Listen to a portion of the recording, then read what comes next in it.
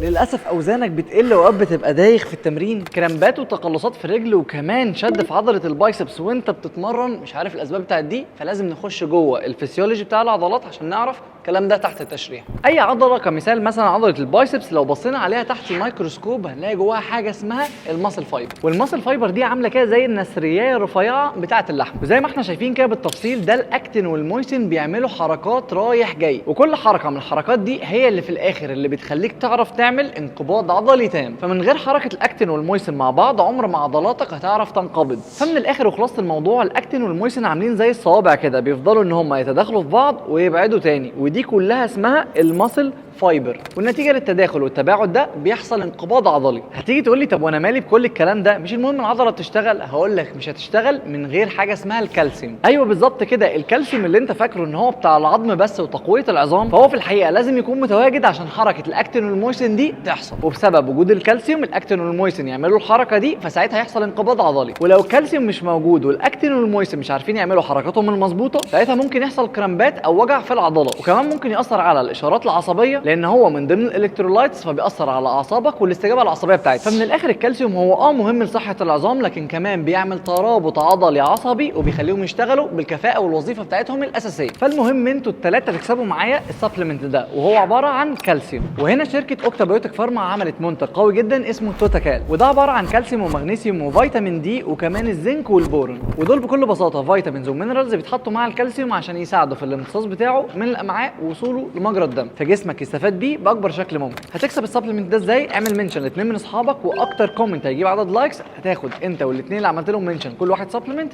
وانت كمان تاخد السبلمنت ده. يلا اكتبوا في الكومنتس. سلام.